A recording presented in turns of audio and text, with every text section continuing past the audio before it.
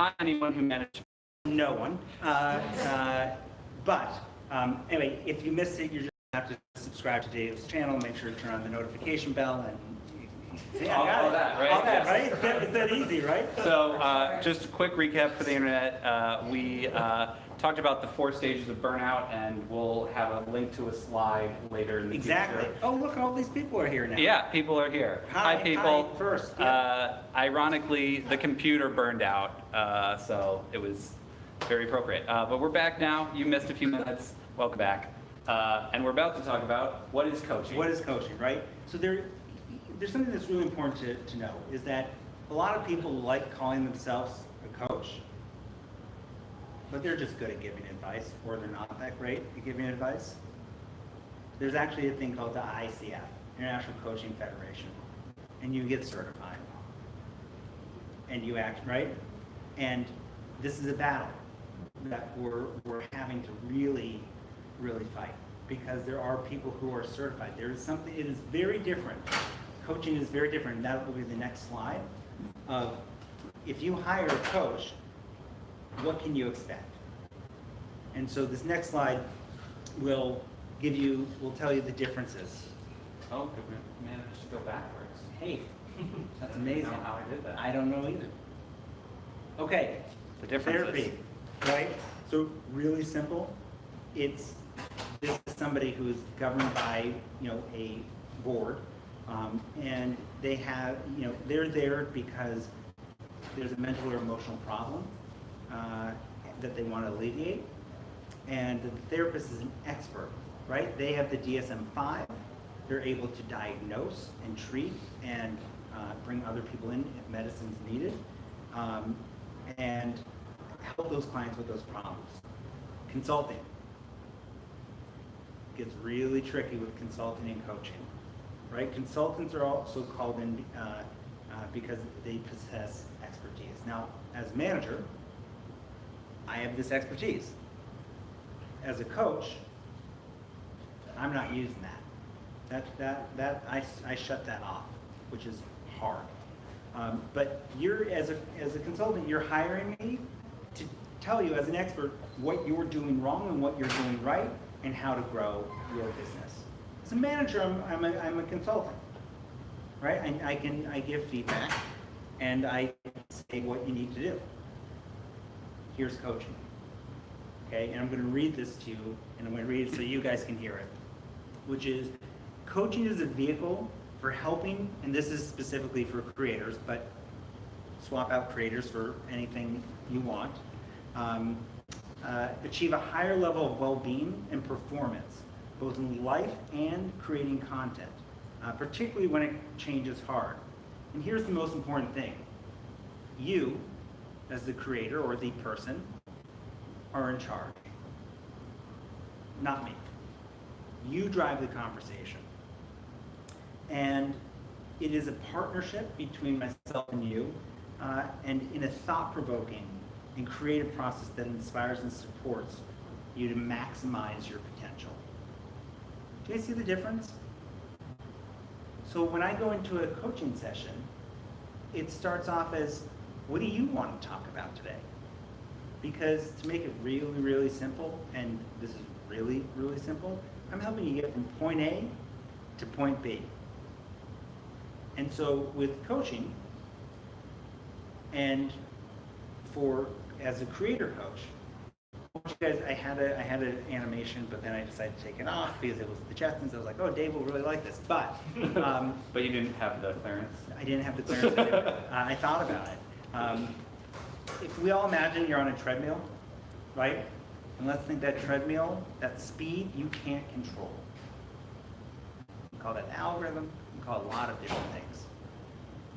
And as you start to get tired, because that speed's going faster and slower, you start to fall farther and farther back on that treadmill until it flings you off. You hit the wall.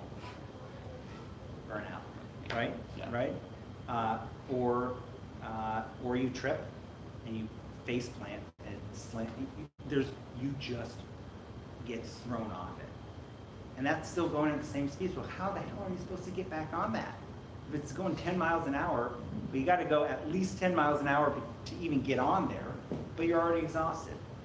My job is to help you take your feet when you're running and put one on the side and the next one on the other side, and you can look down and say, wow, that's fast. And then you can catch your breath, you can slow it down. Yeah. And you can say, okay, I'm going to catch my breath. You know what? And we're going to do some HIIT training. We're going to do high interval training. We're going to go on for 5 minutes, run really hard, and then we're going to learn to take our feet back off. That is what coaching is. You choose when to get off or put your feet on the side, or to get off completely and turn it off for a while. So I actually can speak directly to all three of these things from my personal experience. So as I said earlier, I burned all the way out. Like in the treadmill example, like I fell flat on the treadmill and then it flung me across the room. And I was just like, I wasn't doing anything. But The treadmill chased you. Came after you. yeah, the metaphor is already painful enough. So one of the first people I reached out to was a consultant, Tim Schmoyer. He's a great guy. He's a YouTube expert. You know, you can pay him a buttload of money to talk to him for 1 hour, and he will look into your channel's analytics and try to be like, here's where you are, here's what you could do, here's my advice, because like I'm a YouTube certified expert. And he is. And he is. Tim's great. And you know, basically what he told me was like, you need to take a break. But right, like that was all that he did, right? He was not there for me to then work through my emotions around like what I had done and created and how I got that point. He, you know, just had some basic insight into my numbers, different things I could do about optimization, all super helpful. But that was like one piece that I took when I first started to realize things were going south. I've also been in therapy for a long time, 3 years. So it was something I talked to on a regular basis with my therapist, but that was more about, you know, me as a person, how do I relate to the work, how does that relate to what I've done in the past, my perfectionism, all those kind of things. The work I really did with Josh in terms of, you know, coaching was really about, you know, the very first thing he asked me is like, why do you do YouTube, right? So like his perspective on like what I had, you know, just burned out of was just like, well, why did you start doing it, right? And like we started talking through like what it was about YouTube that I liked in the first place, what I didn't like, processing all of those things and figuring out, okay, how do I want to relate to it going forward?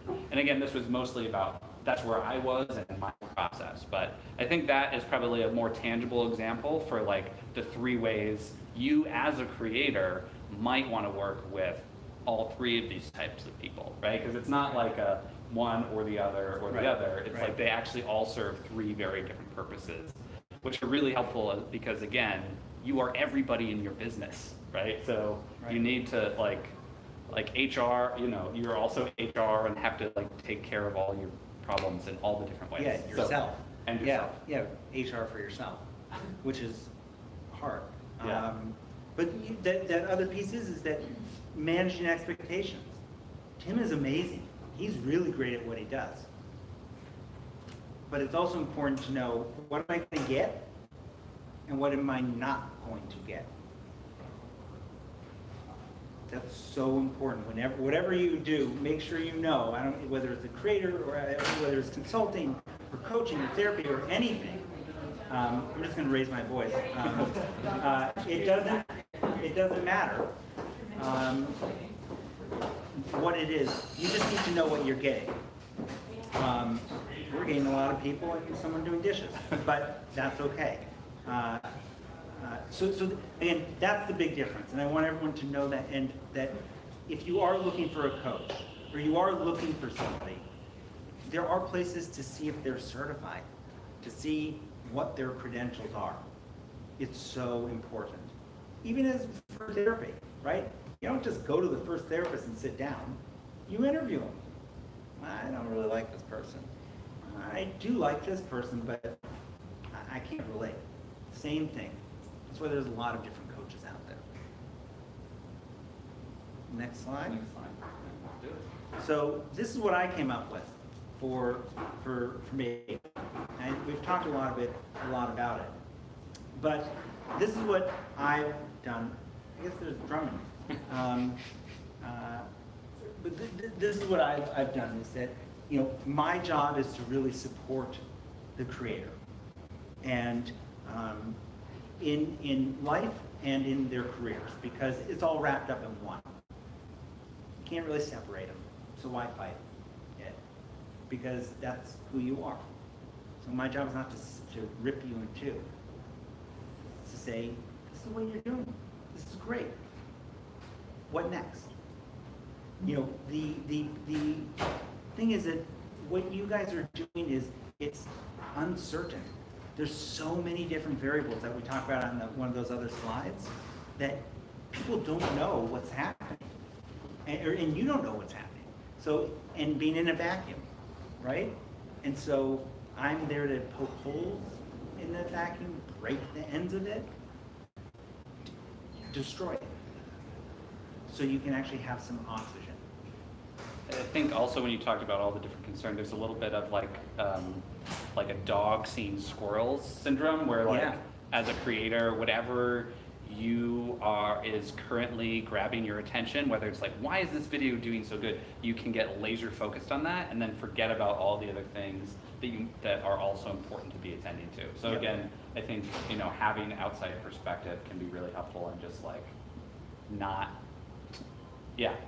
getting out of the dog squirrel mode. Right, and then doing the dog squirrel mode, and then having to explain. Imagine going to a therapist and being like, I'm really upset. The therapist goes, why? My CPMs are down. What drug are you taking? Yeah. Right? No, cost per milli. Like, cost per, like, you have to then spend an hour explaining why you're upset about the CPMs because of the apocalypse. And they're like, wait, what's that? I mean, they should be paying you for that by that time. Right? So here I am, knowing the business, knowing and understanding it, and you're able to just be yourself and talk about what you want to talk about, and focus on a clearer view of the future and what that future looks like. And a lot of people are like, I don't know. And that's a great answer. I don't know is a really good answer. And so this is the mission statement of Creator Coach, is helping people find a clear vision of what they want to do, how they want to do it, and whatever I can do to help you get from those point A to point B to point C to point D, and you will be amazed how quickly you progress, because it's all you. And again, to give this context of me as a creator, like going through this, if you've read my 5,000 word Medium article about my own private apocalypse, right? Writing that was part of the work I did with Josh, right? He was like, you need to process everything that happened. And like, it started as just like word vomit. Would you say that's like an accurate description of how it started, right? Yeah. And so like actually understanding what I went through and how I felt about it. Again, like I'm an edge case in terms of like having face planted and being thrown against the wall. So I had to do a lot of work to get back, but also the video I just put out on my BRICK 101 channel this last week, talking to my audience about why I left and how I want to come back and all those sorts of things. Like that is a lot of the work, is then also, I get homework assignments, things like that. Yeah, but how many revisions did you do? I don't know, 300. Oh, right. There was a lot of revisions and tweaks, and that's just what it was like. But that's what you needed to do to explain not only to me, but to yourself. And to my mom, right? Like me personally, like because so much of being a creator is so in a vacuum and general public doesn't understand, like for me to be able to process it, I wanted to be able to explain to like everybody, like this is what happened in a way that they would actually enjoy. And like that's really hard to do, especially when you're also depressed and exhausted. Yeah. So Yeah, and that's one way of doing it, right? One of the things I want to talk about, which is the next slide, which is one of my favorite guys, is named Prochaska, and this is the 5 stages of change, and this is really what, you know, they did this study, and I think it was in '83, that there are stages through which people are predictable and identifiable. All of us. And it's up here. Right? If you want to change, where are you on the spectrum? And remember, you are not stuck there. You are not contemplation. You're moving through those. And so when you guys want to, as a creator, change something, one of the big tools is to use this and say, well, where are you? What do you want to do? Because this then gives you some kind of footing, something to hold on to, right? To be like, oh, this is where I am. I have some grounding. Now I can I can orient myself, right? It's not so much squirrels. So once you know this, then you know, okay, oh, I am thinking about it. And how many times when it's in your head and then you say it out loud, does it change? That's when you start to get into that action. So I wanted you guys to see this because it is so powerful. And it's really, it looks simple, but if you can apply this to anything in your life. It's cool, right? This was fun for you. Right? Yeah, no, I mean, and I'm like, I can think of specifically what stage I was in based on like what month it was. Yep. Right? Yep. Like when I first burned out, it was a lot of like, it was even like pre-contemplation where I was just like, I don't know what just happened. I don't know who I am, what's going on. Right? And then, you know, with what happened with YouTube, then I decided, okay, I need to get a day job, right? Because I just can't, I literally cannot YouTube right now, right? If YouTube is a verb, I just couldn't. I couldn't YouTube, so I had to find something else. So first was like, I don't know. Then I was like, okay, that's what I need to do. Then I was like, okay, I need to get my resume ready, you know, all that stuff, and then I need to apply for jobs and get it. So like that's what I went through like last summer. And again, like large and small, we're always going through this cycle with different things that we're trying to do as a creator or just as a human. As a human, right? Yeah. So you can be in 3 different stages on 3 different topics in your life at the same time. It's pretty exhausting. But when you think about it and see where you are and know that you're not stuck, it may take you longer to get through pre-contemplation. And you may go through maintenance and go right through that and then right back around to pre-contemplation. You're going to move through it. And that's the thing that is encouraging, that you're not stuck. Because I hear that a lot. I feel stuck. I'm scared to do X, Y, and Z, or I don't want to make, if I'm doing these videos that are great, I don't want to change that, right? Because this is good, but I want to be creative. So that sort of fits into here, like preparation. Where are you? So when you guys look at this slide, I put this in here because I want you guys just to soak it in and just think about the different parts of your life right now, and think about where you are. And when are you going to be ready? Because everyone's different about when you're going to move to the next one, and then you may actually move back. And so if we take that maybe back to Jason's example, right? You've got this Filipino series that you're actively in the action of creating. Yep. But meanwhile, you're also perhaps contemplating something else you want to do. Right. And you don't know what that is yet, but that's because you're just contemplating, right? I know it. I know what it is. I just don't know if it's worth switching over or It just, yeah, I think it is too. It's just a little bit of risk, and I'm not burned out again, but like, you go from getting like thousands of views, and even that's not that many, but then you go back to getting hundreds of views, like after, it's just annoying. Like, Yeah. you're taking like 3 steps back, you know? So I want to reframe this, right? Because thousands of views and hundreds of views is still a lot. Has anyone had a video with let's make it 30,000 views? Okay? I hear this from creators that I work with. I only got 30,000 views. Everyone here smiling. Everyone on the camera is like, what? And they're really upset. Like that video bombed. You're used to getting 100,000, this one did 30. And my question to them is, you know how many people Madison Square Garden holds? Like 50, 40? Try 24,000. 24,000 people fit into Madison Square Garden. So this creator at 30,000 sold out Madison Square Garden. Sort of the biggest musicians play. They sold out Madison Square Garden.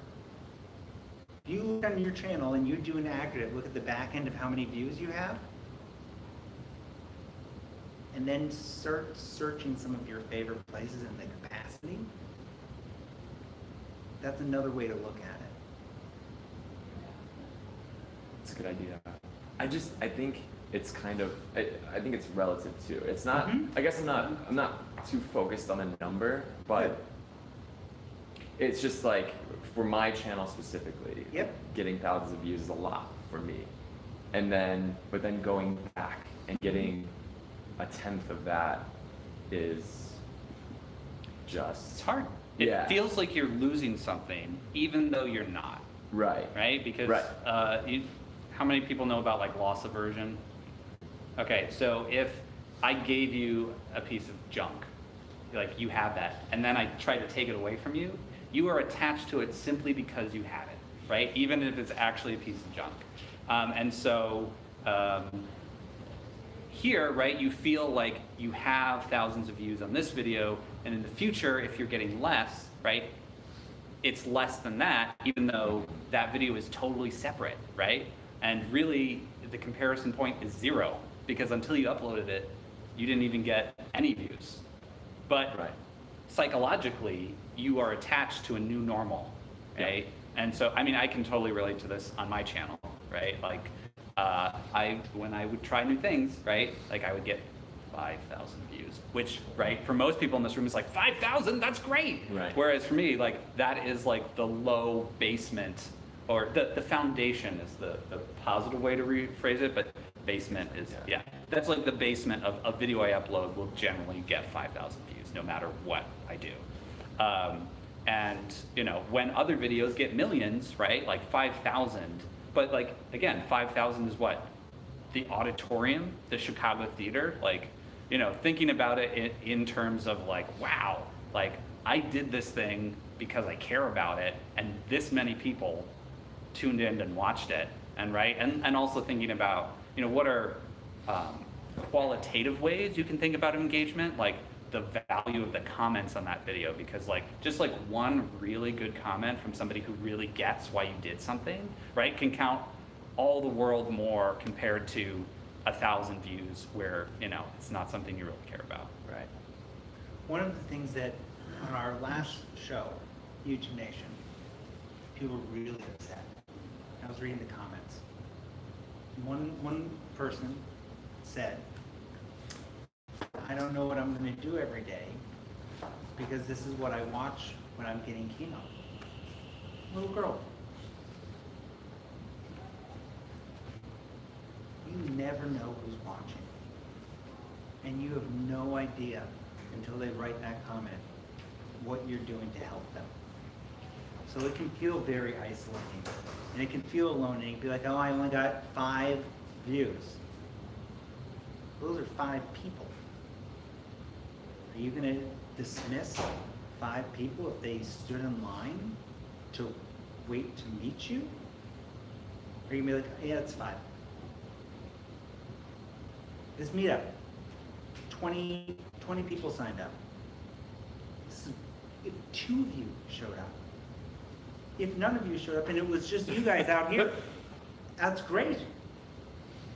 It's great because at least somebody's hearing or seeing. And the people that comment, think about when you comment on something. How much motivation does it take for you to actually write something? You have to be really, really angry, right? Or really love this.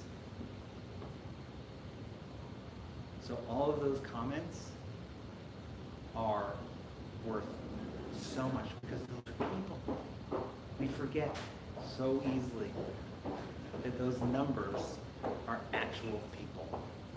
And you have no idea. Just like all of you, right? You all watch YouTube, I assume, or listen to podcasts. Would you want to be dismissed? So we've got about 20 minutes left. If people have questions, thoughts that they want to address, I feel like we've kind of run through most of what you wanted to cover. Right? Yeah, absolutely. Yeah. Want to make sure people, go We have for it. one, better with the drone. I need assistance in the production process, even just someone to bounce ideas off of, but none of my friends and family think YouTube is a worthwhile proposition. Yeah. So John, John is a regular here, better Hey, with the John. drone. Yep. You should absolutely be using this event that you're not at tonight, but when you come to talk about ideas. Did you just publicly shame John? No, Okay. I just John commented. Right. No, That was enough. I'm sure he has a great reason for staying home tonight. Right, like that's what we did last month is literally 3 very brave people got up here, showed their content and got feedback. And John, you've done that before, so you know that, right?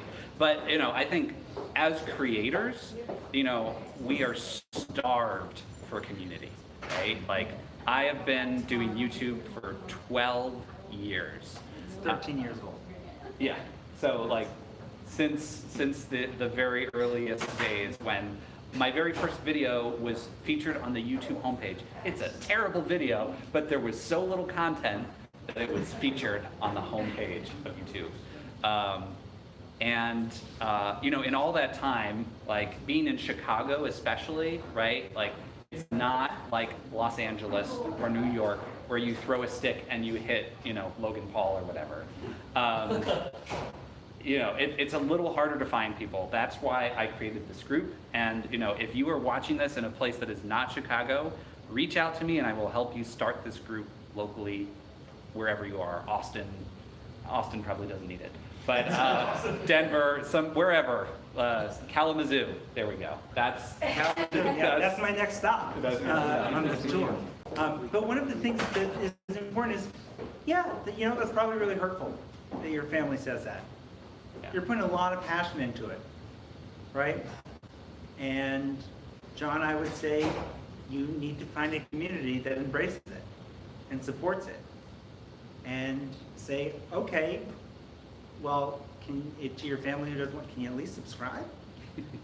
No, it is, you need to love what you do. And if you're letting other people dictate it, wrong way. And do we have anyone else in the So he responded back and just said, good. thanks for the shout out. This meetup group is unique and the only time during the month that I'm among people who get YouTube.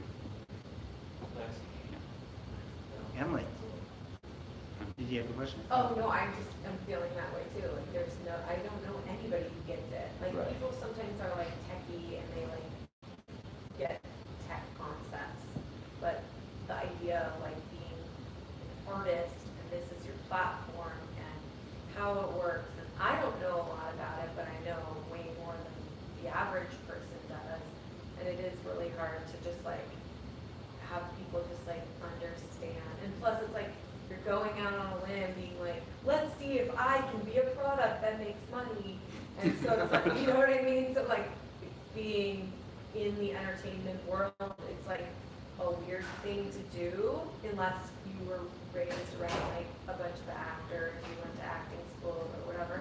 But for like people who didn't, you're around all these people who have, like my friends all have regular jobs, regular lives, and they don't need a side hustle, and they're doing like standard American dream type things, which is great, but it's totally not how my life looks.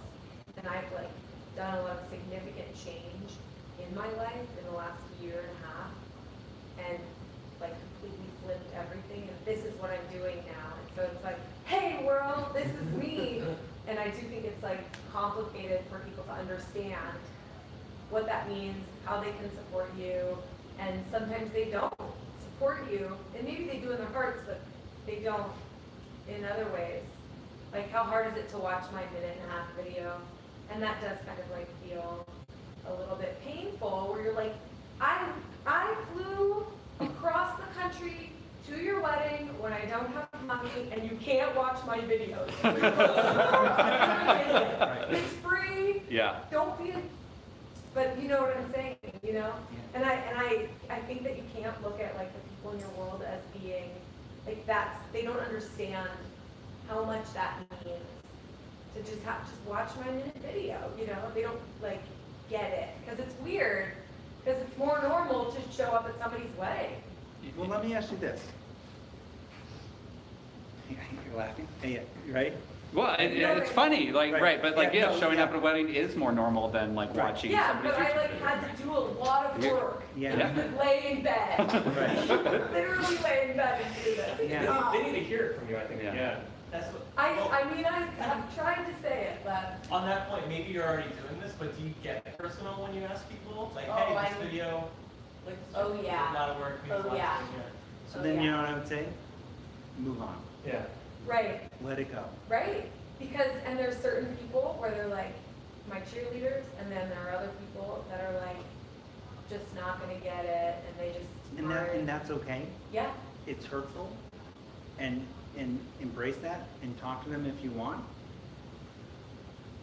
But it's extremely brave of you to turn on a camera and put yourself out there to the entire world. right, For- Publish it. And publish it Yeah. forever. right, That's not going away. right. The Yeah. ass thumbnail is not going away. That, right, right, that's okay. Yeah. Kids, Booty. right, right, exactly, right, that's not going away. Well, Yeah. So you should feel very proud of yourself, sure.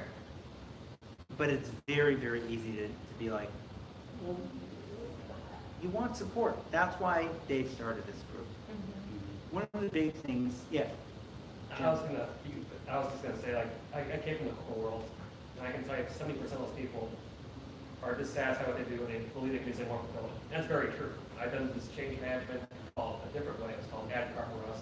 So, but it follows the same buckets: awareness, desire, knowledge, inspiration, action, and then reinforcement. So all those same steps there, but we've got a different algorithm, a different yeah, algorithm, or Yeah. even abbreviation for it. yeah. But what you do, I think, is keep doing. You know, if you love what you do, then I think things will follow down the line. So- And he's been doing it for 12 Yeah, years. 12 years. Okay? He started in October. Do you know how much content is uploaded? 2014 YouTube released this statistic. So there were 400 hours of video uploaded every minute. They haven't released anything since then. Okay? 400 hours every minute. And you have been able to capture how many people? 200 248. subscribers. Subscribers. The people actually said, I want to see more of Emily. Mhm. And then how many people are not subscribed that are watching? You're rising above that saying, this is a grind. And the other thing that I want to say, and that it's harsh, okay? Nobody cares, Mhm. It's true. okay? No one cares, right? Why? It's you know what they care about? They care about the why. Why am I watching this? Why am I feeling this way? Why am I smiling? Why am I laughing? Why am I crying? It's not what. That's why you look at some of this stuff online, you're like, why is that? Right? It's not what is this, it's sometimes it's what is this, but then the next question is, why? Because people feel something. So if you have a strong why, you will find but you're going through a lot of static to find that there's a lot of people putting stuff out there that don't have that why. And just putting stuff out there. Right? So for you, cooking. It's a strong why. You started it for a reason. What's it? It seems like a strong why. Yeah. No, I mean, I'm still going with it. It's been about a year and a half and one video a week so far. on the That's side. amazing. Yeah, I mean, like I said, I'm not burnt out. I'm just a little scared for like episode 10, Mhm. and then we go back to like this grind Yep. for what seems like I'm trending now downwards. Well, let me ask you this, Jason. The 10th video, how many hours do you put Into the series, in? Each video, how long? into the video, Uh-huh. it probably takes me a total of like maybe 8 to 10 hours. 8 to 10 hours? Yeah. Okay, and then the next video, outside of the series, how long will it take you? That next one, Mhm. it's probably gonna be a little bit more, 12. maybe? Okay, so in the range, right? Yep. And it's still a grind. One's a grind and one's not a grind. Yeah, I think that's based on results. Is it a grind while you're making it? No, not really. That's Okay. great. Editing maybe. Editing Yeah. is a little tough. Yeah. But I mean, other than that, Right. no. So isn't that interesting? It was like I'm going through these are great, but when I get to that new video after 10, it's gonna be a grind. Same amount of time. You enjoy the process. Yeah. But I'm still like I'm basing it off of like I don't want to be going like this and then and be diving like this. Yeah. And maybe grind is the wrong Yeah.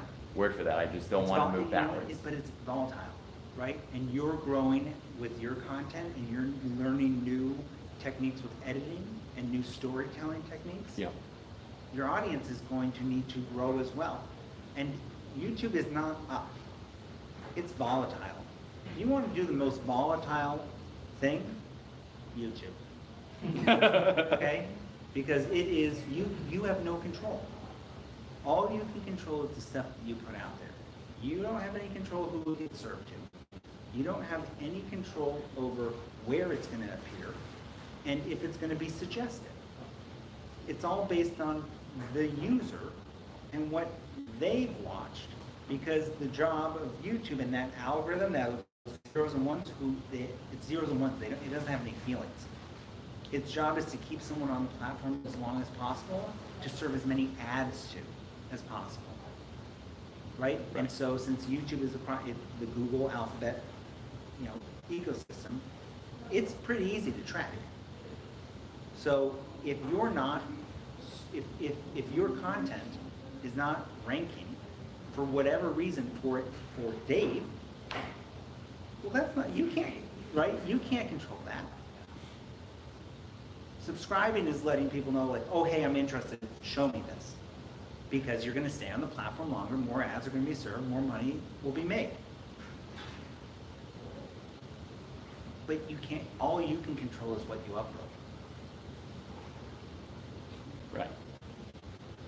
So I recently took a mindfulness class, and one of the things they talked about is during childbirth, women experience, extreme pain, and it lasts for a minute, and then there's, 9 minutes of not extreme pain, and then there's another minute of pain. But often they spend those whole 9 minutes of less extreme pain thinking about the next pain, and so they're actually feeling the pain before they're feeling the pain.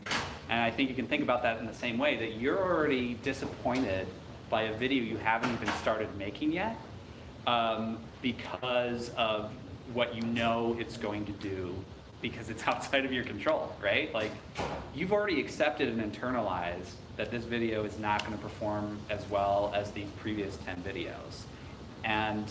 But you're doing that video for a reason, right? So thinking about, right, is worrying about and feeling bad about its performance before it's even up on YouTube. Like, what are you doing to yourself in that moment? So, right, like sometimes it's just like thinking about how you're relating to your own practice in terms of, you know, am I making myself feel bad for no reason?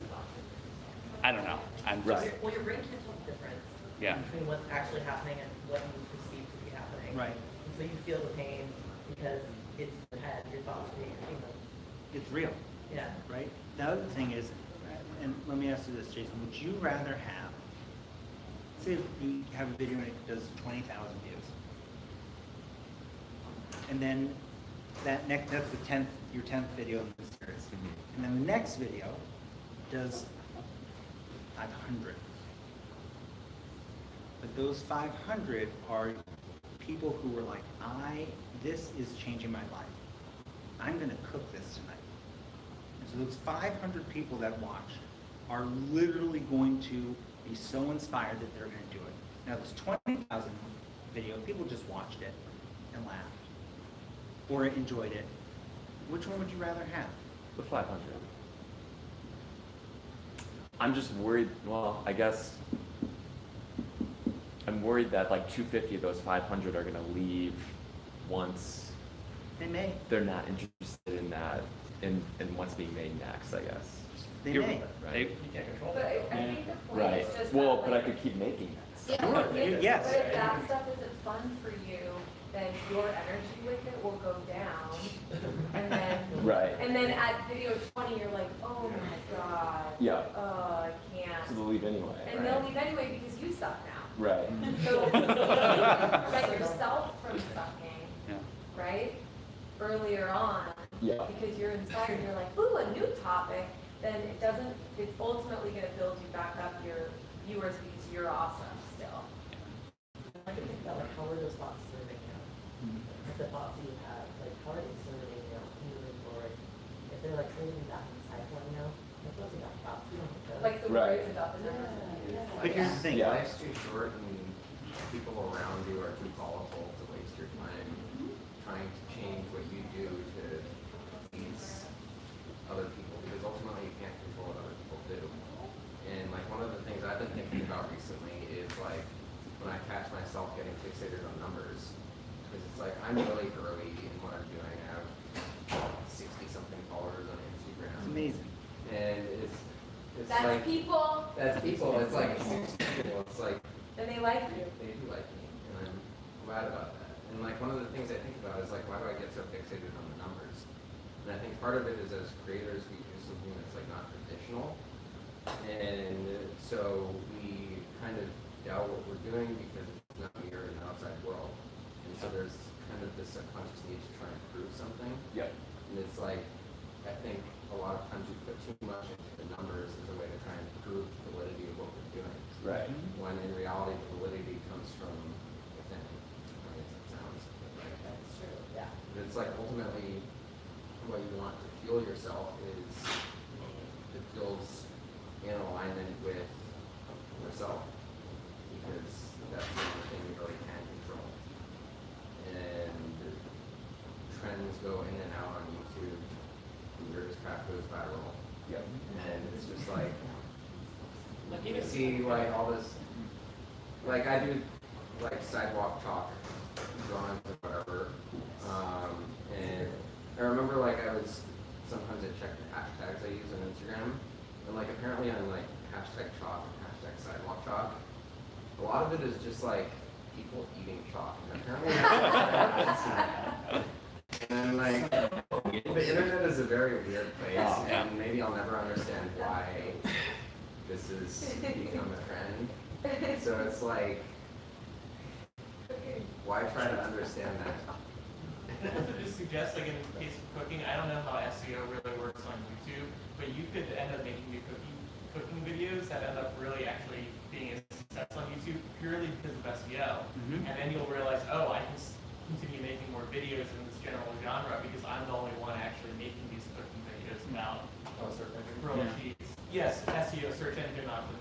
Right. Well, that's what happened with like the Filipino stuff. But like, right. So now I'm like, So now you're searching for that next. yeah, I want another one now. But that's the right? game of SEO. You don't know what's gonna hit. Like I deal with this with the website. It's like, you know, sometimes we'll hit on something, sometimes we won't. But Yeah. when we do hit on that thing, we're like, oh, okay. So Right. we need to keep pursuing that. Case in point, K-pop, big BTS. Like that was something we kind of accidentally stumbled into. So now we do well with BTS, for example. One of the things is that with those numbers, that there are studies that when you get a like, remember when you're checking Instagram, checking the, there you go, dopamine. Yeah. It's a drug. Okay? So, perfect, right? Like you get, you need it. And so that's why people become addicted. And so if you're scared that you're not going to get that hit, well, you can start to see there's that crumbling that starts to happen, right? And what you're making is good content. And the fact that there are people watching is great. And if you really love the Filipino series, it can come back. The thing is, this is the blessing and the curse. There are no guardrails, right? Like if you come to work or you go to work, you know you have a boss, you know you have to get this done, you have to get this done, and you have to get this done, or you'll get fired. YouTube, do I wake up at 6 a.m. or 1 p.m.? It's up to you. I'll get the video done. Great. You may sleep till 1, bang it out, and boom, up at 7. That's the freedom that you get to enjoy. But it's also really scary when you don't have any guardrails because you can drive right off the side, and sometimes you don't control those sides. So you're in a perfect place. But all of you guys are in a great place, right? Which is you're here talking about what it feels like and breaking that vacuum. And so the goal of this entire talk was to break the vacuum. And just by being here and talking about it, you guys have done that. You've been able to let some of that oxygen in. So what I do usually with my clients at the end of every call is I ask one question. Well, I ask a lot of questions, but one question, which is, from when we started an hour ago, 90 minutes. 90 minutes. Well, I told you I like talking. To now, what's changed? And that can be good, it can be bad. What's changed? And I'm going to do this. I'm going to literally go around the room and ask you right now, and then you people out there, I'm going to ask you too. But what's changed? Yeah, sure, yep. I think it's really nice hearing from other people because, like you're saying with the YouTube point and podcasting, like it can be very isolating because you don't get that two-way street where you do with something like this. Yeah. So what's changed for me is just like a next reminder of like everybody's in similar boats in terms of workload and issues. Awesome.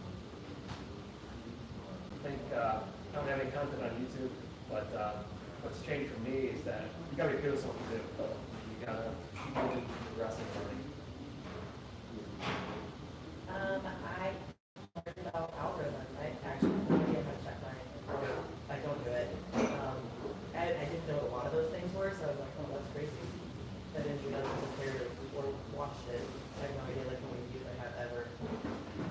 That's a good thing. So it's interesting. I'm like, oh, that's a thing people can like access. Yeah. I had no idea. Sometimes ignorance is bliss. Yeah, that's better. Yeah. Right? I knew a creator who was wildly popular, would never check out, literally refused to check, trying millions and millions of views, and subscribers. How you doing? I have no idea. Like someone told me I had a comment, and I was like, I don't even know how to go. I have no idea how to upload it, so I don't know how it works. Right. Yeah, I just talked. Which, and does it make you happy? Yeah. That's all that matters. If you want to get nerdy and get into it, that's fine. Yeah, no, But great, I'm glad that, yeah, that's cool. good. Emily? I'm stoked to meet in person. I was thinking about this. I don't think I've ever met another YouTuber in person. Yeah. I truly believe that that's true. I'm trying to like think. I have one person that I know who has a YouTube channel that like I have video chatted with. Sort of counts. Yeah, but like in the same room with people who are, he's still very much a person. He's awesome. But I just mean like I know a few creative people that I can talk to, but I don't. This is like the community piece has most definitely been missing. Great. So. Nathan? I was gonna say this group, it makes it nice to feel validated, because I feel like a lot of us are used to thinking differently and being different, being outsiders in some way, and when you don't see your own experiences mirrored in the outside world, it leaves you questioning yourself, and everything you do, and whether the way you spend your time and the way you think and the way you find enjoyment is valid. And it's nice just to find that community of people who get it and who understand where I'm coming from. Thank you. Greg? Whenever you put where you are on the change chart. Yeah. Up there, and Yeah. so the first time somebody just put it out there, we can visualize it. Great. What's changed is learning that there's more of a community here that wants to talk about things like this. I'm also, kind of restarting the fire of me wanting to go back home and start to edit my videos and stuff like that. Yeah. So, yeah. Awesome. This was a great talk for me to come to. Jason? Well, I want to thank everyone for giving me my own personal therapy session. That was awesome. That was my first one, and Right. I'm honestly super excited to start the next one now, for just after like that little 20-minute talk that we had. So, I don't even know a single clip. are you really? Yeah, I don't even know a single clip. Yes, sir. What does it taste like? You gotta Let's make some local. KFC. No, so I mean, this is just really cool, and also just to hear what some of you have said, I think is something that I've been thinking that I haven't really said out loud. So like what you said, when you're saying like looking at the numbers and really it's not like YouTube is not something that most people are doing, and so a lot of people, it almost seems like they kind of frown upon it especially when you're first starting out, I guess. Yeah, and so if you're like, well, if I had a video that had 100,000 views, I can just shove that back, right at them. That's my validation, really. Yeah. Like, That's actually because like making income online depends on how many following. right. And like I think in my case there's a lot of guilt that comes with devoting my time to something that is not paying my bills in the short term. Yeah. And I feel this pressure, particularly coming from like a high achieving family, of just like feeling like I'm making stable income and I'm making a career, so to speak. And I think sacrificing the stability for the exploration and the stuff that isn't necessarily rewarding financially in the short term. It's Right. like people in my family community don't really get it. Yeah. So oftentimes I'm just like, what am I doing? Why am I spending so much time on this? Is it really worth my time? It doesn't make any money. I need to pay bills. Yeah. And it's just like, yeah, sometimes I fixate on the number because I'm just like, I want to work for her. No one people's expectations. Yeah. I get it. Nathan, a good friend Jay Shetty, who is a who's, most people know he has around 20 million people on Facebook. His numbers don't matter. He said something in a recent class, which was, you're not born successful. And that hit me at like a ton of bricks. You're not born successful. You have to work on it. And success is measured in many different ways.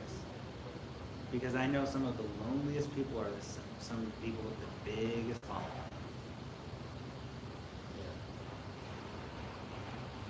Dave.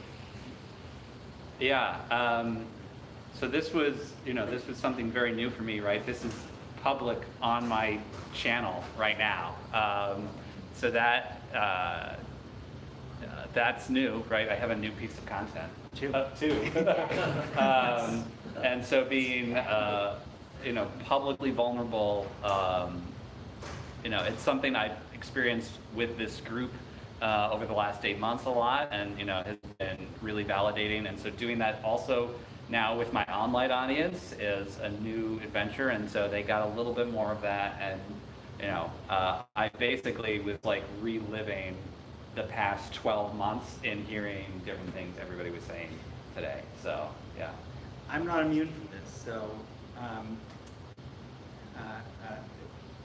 this has been very motivating for me, looking out at everyone and everyone they're making in comments, and seeing that there are people out there making such great content that are stumbling upon trends or are searching for something, and that there's this group of people that come from such a diverse background that have so many things that connect each other, and then so many things that we can help each other on that we're really good at, or we're really bad at, and someone's really good at it.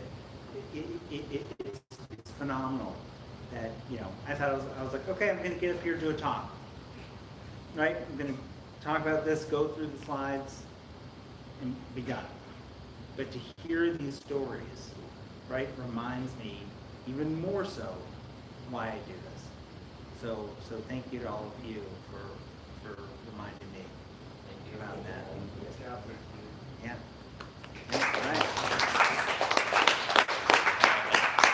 like mic drop. That's Right? That's it. Bye, everyone. Bye. Unless there's someone else in there that had a comment. I don't even know how to